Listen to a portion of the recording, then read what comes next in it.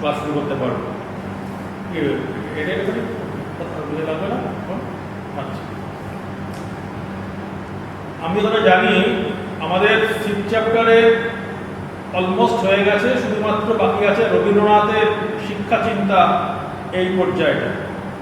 আমাকে একজন কোশ্চেন পাঠিয়েছিল কালকে, তো সেখানে আমি দেখলাম যে কয়েকটা প্রশ্ন আছে, তবে বেশি রবীন্দ্রনাথের শিক্ষা চিন্তা বিষয়ে আমরা এবার একটু কম জোর দিয়ে পড়াবো, এই কারণে যে গতবার এখান থেকে 8 নম্বরের একটা প্রশ্ন এসে গেছে। ফলে এখান থেকে যদি মানে যেটা প্রসিডিওর মেনে কোশ্চেন হয়, তাতে সামনের মাধ্যমিকে আমাদের 8 নম্বরের প্রশ্ন হিসাবে এখান থেকে আসবে না। ফলে আমরা টিকা 2 নম্বর এই জাতীয় বিষয়ের উপরে জোর দেব।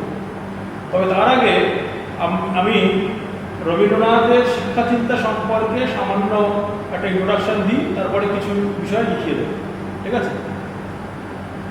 তোরা নিশ্চয়ই জানিস বিংশ শতকে ভারতে লিওনার্দো দা ভিঞ্চি সংস্করণ করা হচ্ছে কেন রবীন্দ্রনাথকে না? লিওনার্দো দা ভিঞ্চির যেমন বহুমুখী প্রতিভা ছিল, রবীন্দ্রনাথের সুকুমার বৃত্তিও ছিল হচ্ছে বহুমুখী। তিনি একাধারে নাট্যকার, সঙ্গীত রচয়িতা, উপন্যাসিক, গল্পকার, সব কিছু।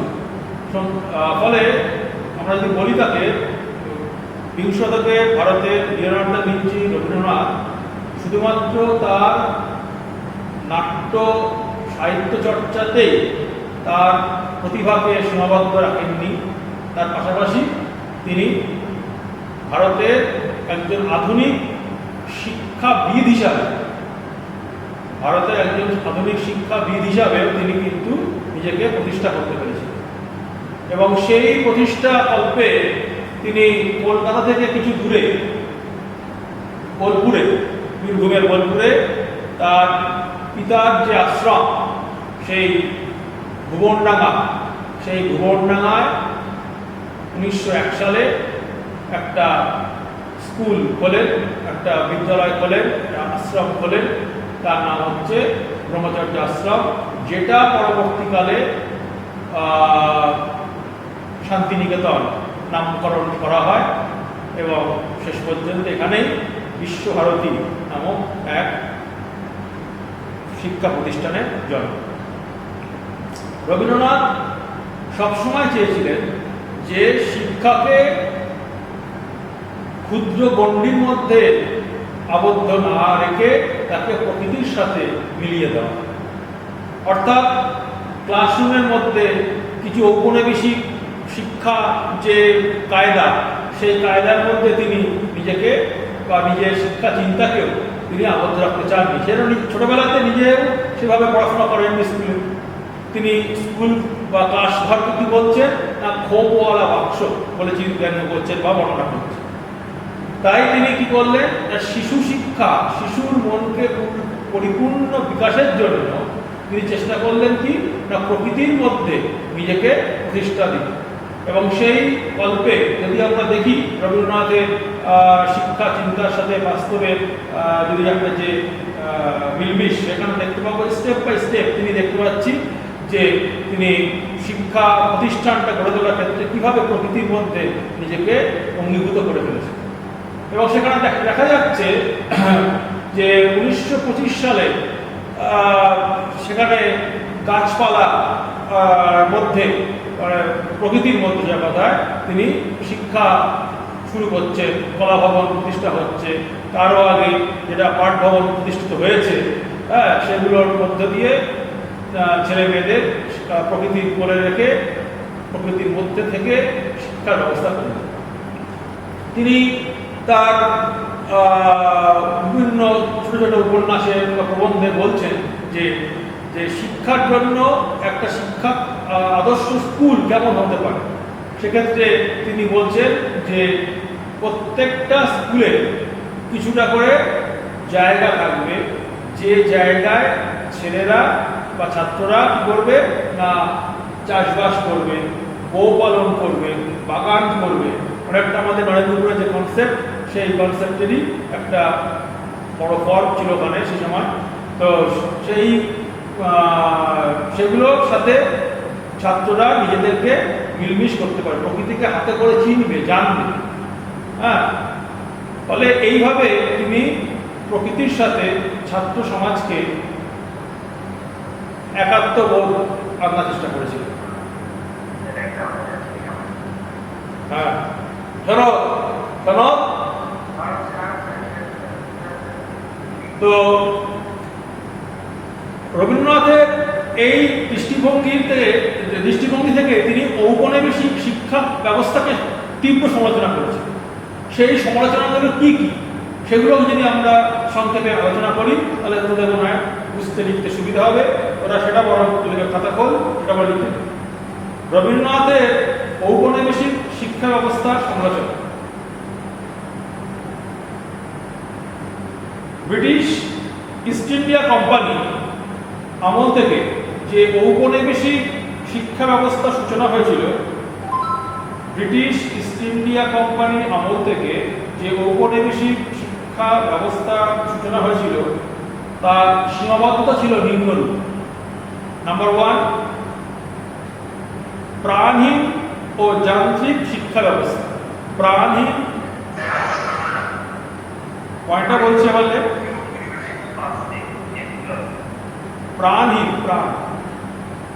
প্রাণহীন ব্রিটিশ ইস্ট ইন্ডিয়া কোম্পানির আমল থেকে যে ঔপনিবেশিক শিক্ষা ব্যবস্থার সূচনা হয়েছিল তার সীমাবদ্ধতা ছিল নিম্নরূপ। 1, প্রাণহীন ও যান্ত্রিক শিক্ষা ব্যবস্থা। এটাকে ব্যাখ্যা করছি আমরা।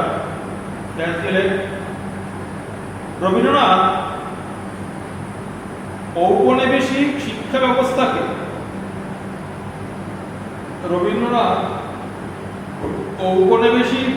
ব্যবস্থাকে প্রাণহীন ও যান্ত্রিক প্রাণহীন ও যান্ত্রিক শিক্ষা ব্যবস্থা বলে অভিহিত করেছে। ফলে ছাত্রদের সাথে প্রচলিত স্কুল শিক্ষা ব্যবস্থা কোনো আন্তরিকতা গড়ে ওঠে। ফলে ছাত্রদের সাথে প্রচলিত স্কুল শিক্ষা ব্যবস্থা কোনো আন্তরিকতা গড়ে ওঠেনি।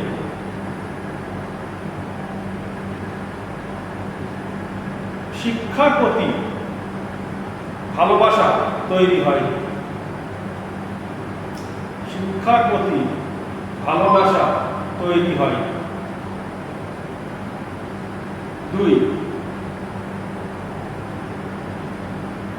কেরানি তৈরির শিক্ষা।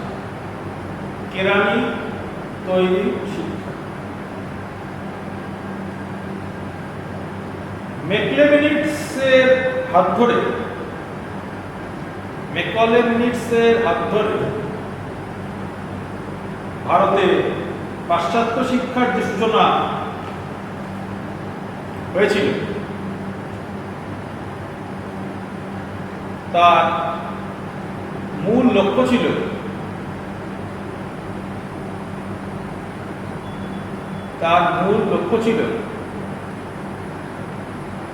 ভারতে বাদামি সাহেব তৈরি করা। তৈরি করে সস্তায় প্রশাসনিক কার্যকলাপ পরিচালনা করে।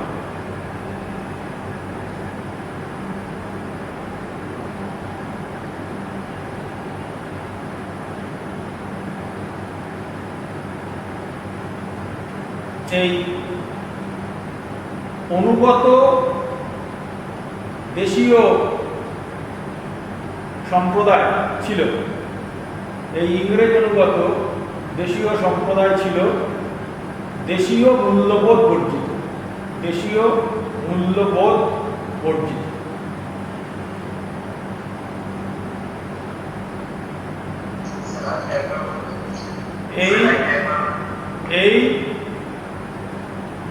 এই দেশীয় কি বললাম, এই ইংরেজ অনুগত দেশীয় সম্প্রদায় ছিল দেশীয় মূল্যবোধ বর্জিত। 3 নম্বর, উচ্চ শ্রেণীর শিক্ষা।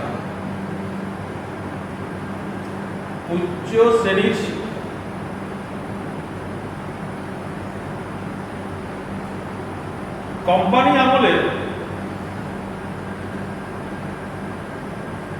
শিক্ষা ব্যবস্থা মূলত সমাজের উচ্চ শ্রেণী, উচ্চ বর্ণের লোকদের মধ্যেই গড়ে উঠেছিল।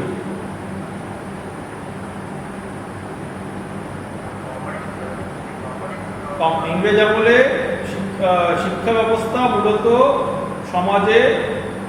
সমাজে উচ্চ শ্রেণী, উচ্চ বর্ণের লোকদের মধ্যেই গড়ে উঠেছিল।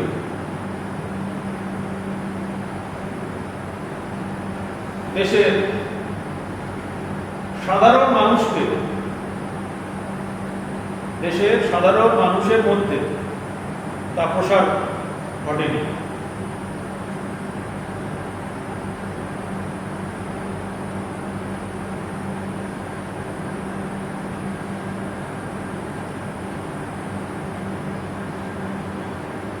নেক্সট, ইংরাজি ভাষার ব্যবহার।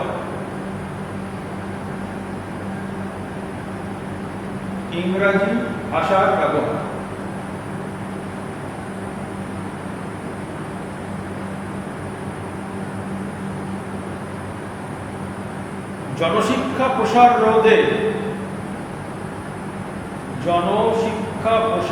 রোধে ও আমলাতান্ত্রিক আভিজাত্য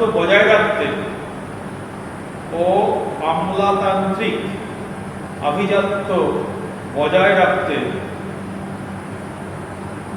ঔপনিবেশিক শিক্ষাক্রমের মাধ্যম হয়ে উঠেছিল ইংরাজি।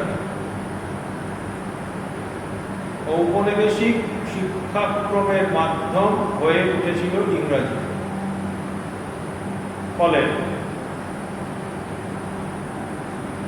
দেশের সাধারণ মানুষকে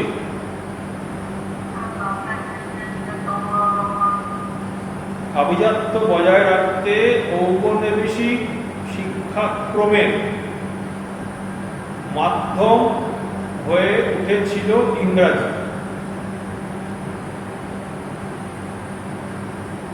ফলে দেশের সাধারণ মানুষকে তা স্পর্শ করে।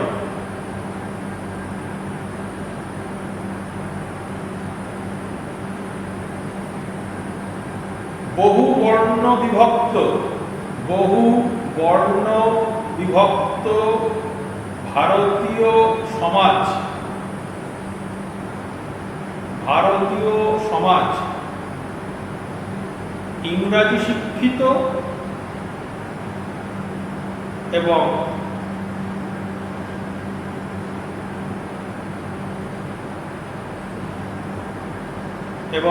অশিক্ষিত, মানে ইংরাজি যারা জানে না সেই অর্থে অশিক্ষিত বলছে, ভাবে বিভক্ত হয়।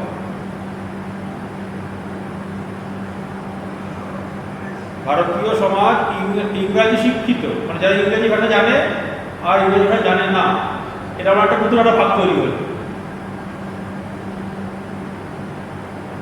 তাই রবীন্দ্রনাথ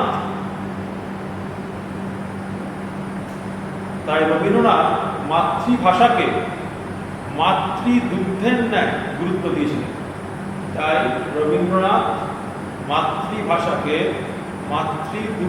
ন্যায় গুরুত্ব দিয়েছিলেন।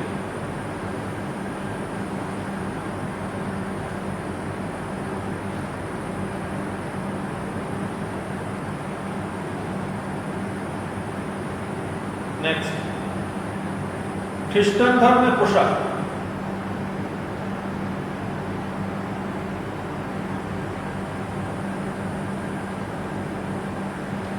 ভারতে পাশ্চাত্য শিক্ষা তথা ইংরাজি শিক্ষা প্রসারের ক্ষেত্রে মিশনারিদের ভূমিকা গুরুত্বপূর্ণ। ভারতে পাশ্চাত্য শিক্ষা তথা ইংরাজি শিক্ষা প্রসারকল্পে মিশনারিদের ভূমিকা গুরুত্বপূর্ণ।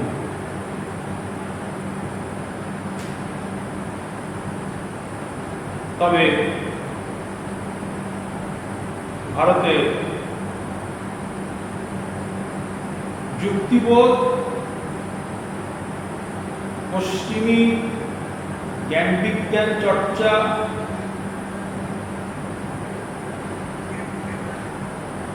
যুক্তিবোধ আমাদের পশ্চিমী জ্ঞান বিজ্ঞান চর্চা,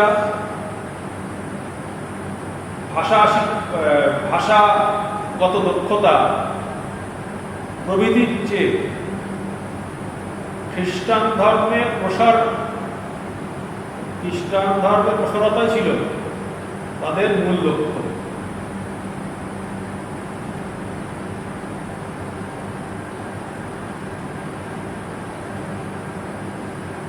অন্যদিকে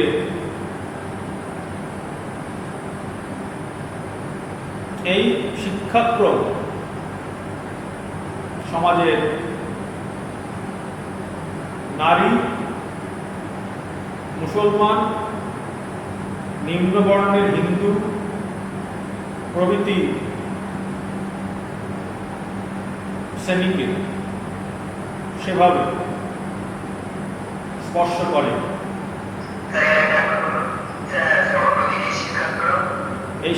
অন্যদিকে এই শিক্ষাক্রম নারী, আমাদের মুসলমান, আমাদের নিম্নবর্ণের হিন্দু শ্রেণীকে সেভাবে স্পর্শ করে।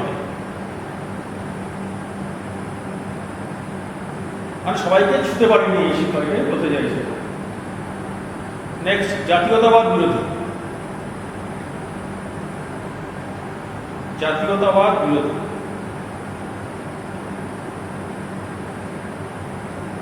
ঔপনিবেশিক শিক্ষাক্রম ছিল জাতীয়তাবোধ ও জাতীয় ঐতিহ্যের পরিপন্থী।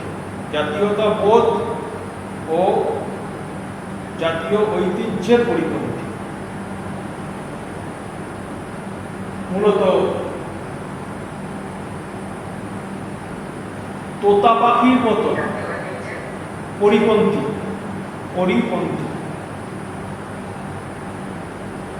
মূলত তোতা পাখির মতো বিষয় চর্বণ করাই ছিল এই শিক্ষা ব্যবস্থার মূল লক্ষ্য। তোতা পাখির মতো বিষয় চর্বণ করাই ছিল এই শিক্ষাক্রমের, এই শিক্ষা ব্যবস্থার মূল লক্ষ্য।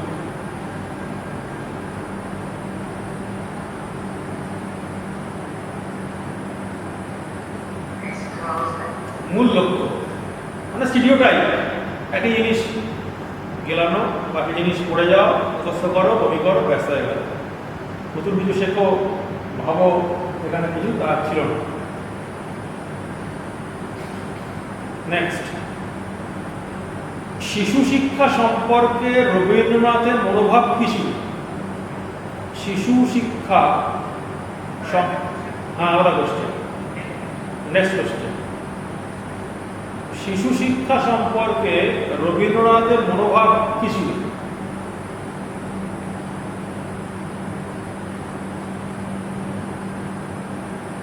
রবীন্দ্রনাথ শিশুকে প্রকৃতি থেকে শেখার আহ্বান জানিয়েছেন। রবীন্দ্রনাথ শিশুকে প্রকৃতি থেকে শেখার আহ্বান জানিয়েছেন।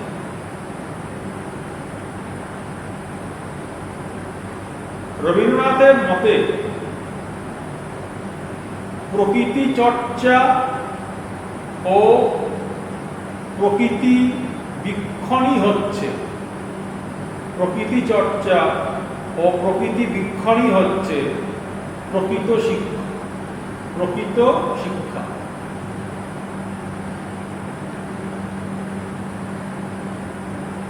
শৈশবকালে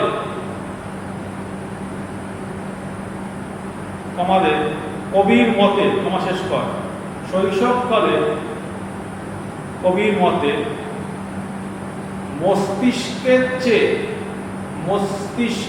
চেয়ে ইন্দ্রানুভূতি মাধ্যমে, মস্তিষ্কের চেয়ে ইন্দ্রানুভূতির মাধ্যমে শিশু বেশি শিক্ষা লাভ করে, শিশু বেশি শিক্ষা লাভ করে।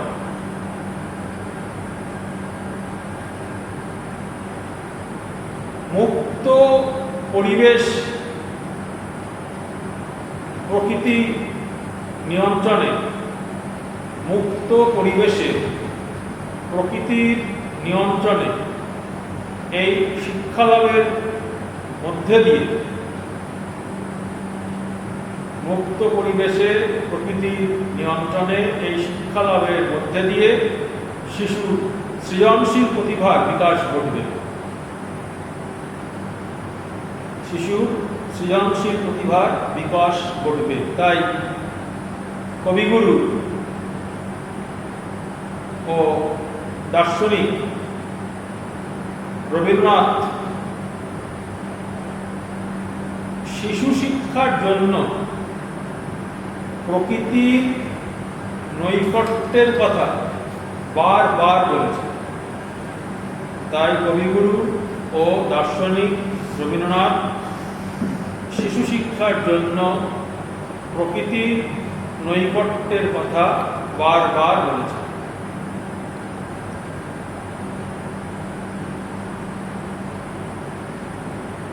এগুলো 2 নম্বর বা 4 নম্বরে ছোট বড় বড় আসবে বিভিন্ন অ্যাঙ্গেলে, তখন বাড়িয়ে কমিয়ে লিখতে হবে, বুঝতে পেরেছিস? নেক্সট, রবীন্দ্রনাথের শিক্ষা দর্শনের স্বরূপ কি ছিল? রবীন্দ্রনাথের শিক্ষা দর্শনের স্বরূপ কি ছিল? Next question. রবীন্দ্রনাথের শিক্ষা দর্শনের স্বরূপ প্রকৃতি কি ছিল? স্বরূপের পাশে অবলিক দিয়ে লেখ, প্রকৃতি লেখ, অন্য ভাষায় আসতে পারে, নেচার। নেচার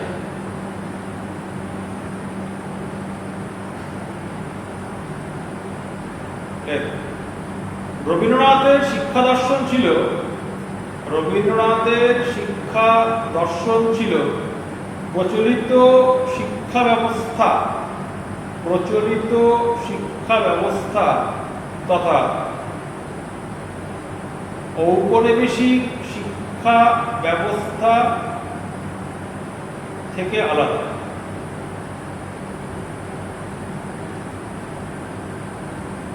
ঔপনিবেশিক শিক্ষা ব্যবস্থা থেকে আলাদা। তিনি আধুনিক ভারতেও আশ্রমিক শিক্ষা, তিনি আধুনিক ভারতেও আশ্রমিক শিক্ষা ও প্রাচ্য পাশ্চাত্যের আধুনিক শিক্ষার সমন্বয়ে শিক্ষাক্রম চালু করতে চেষ্টা হয়েছিল। আধুনিক ভারতে, বলছি, তিনি আধুনিক ভারতেও আশ্রমিক শিক্ষা ও প্রাচ্য পাশ্চাত্যের আধুনিক শিক্ষার সমন্বয় পাঠ্যক্রম চালু করতে সচেষ্ট হয়েছিলেন। মানে দুটো দিক আছে, যেটা আমাদের বৈদিক যুগে পড়েছিলাম আশ্রমিক ব্যবস্থা, সেটা রয়েছে, আর তার সাথে প্রাচ্য পাশ্চাত্যের একটা আধুনিক সংস্করণ তার মধ্যে এই ব্যবস্থার মধ্যে থাকবে, যেটা একটা চালু করতে চেষ্টা হয়েছিল, চালু করতে সচেষ্ট হয়েছিল। শিক্ষাকে 4 দেওয়ালের মধ্যে আবদ্ধ না রেখে শিক্ষাকে চার দেওয়ালের মধ্যে আবদ্ধ না রেখে প্রকৃতির খোলা আকাশের নিচে নিয়ে যেতে চেয়েছিলেন। প্রকৃতির খোলা আকাশের নিচে তিনি নিয়ে যেতে চেয়েছিলেন।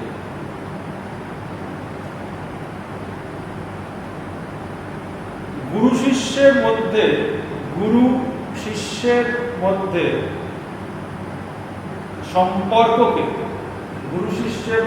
সম্পর্ককে শ্রদ্ধাপূর্ণ বন্ধুত্বে পরিণত করতে চেয়েছিলেন। শ্রদ্ধাপূর্ণ বন্ধুত্বে পরিণত করতে চেয়েছিলেন।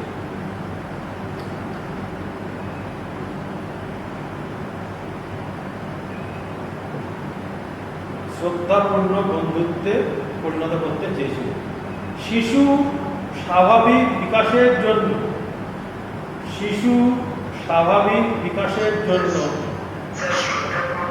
বন্ধুত্বে পরিণত করতে চেয়েছিলেন।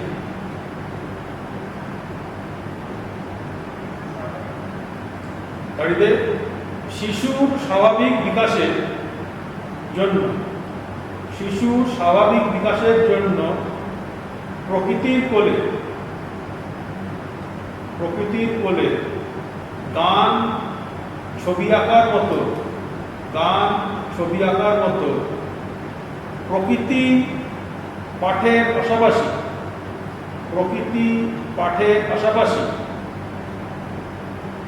খেলাধুলা ও বিভিন্ন আনন্দ উৎসবের কথা বলেছেন।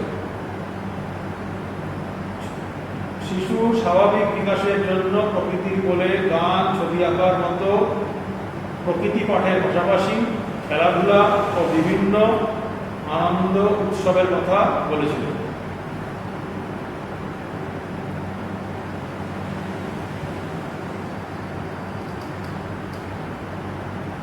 তাই রবীন্দ্রনাথ প্রকৃতির বিভিন্ন ঘটনা ও পরিবর্তনকে উৎসবের রূপ দিয়েছেন। যেমন দোল, গাছ লাগানোটাকে নিয়ে করেছেন তিনি, বিভিন্ন বসন্ত উৎসব করেছেন। রবীন্দ্রনাথ প্রকৃতির বিভিন্ন ঘটনা ও পরিবর্তনকে উৎসবের রূপ দিয়েছেন। যেমন পৌষ মাস পড়ছে, পৌষ উৎসব হচ্ছে, ঠিক আছে। এর পাশাপাশি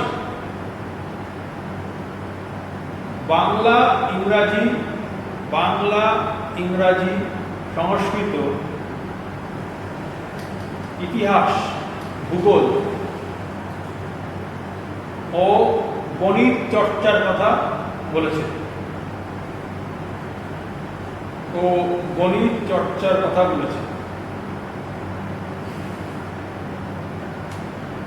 যদি এই সাবজেক্টগুলো তোরা লক্ষ্য রাখিস তাহলে দেখা যাচ্ছে একটা মানুষের এগুলোর প্রতি নির্ভরশীল না হলে সে একদম সার্বিক মানুষ হতে পারে না। ভাষা জ্ঞান দরকার, সংস্কৃতির মাধ্যমে অতীত, ইতিহাস সংস্কৃতির মধ্যে অতীত ঐতিহ্য জানা দরকার, ভৌগোলিক পরিবেশ অবশ্যই জানা দরকার, এবং সেটার সাথে আনৈতিক জ্ঞান বা যুক্তিবোধ তার মধ্যে থাকতে হবে। এক কথায়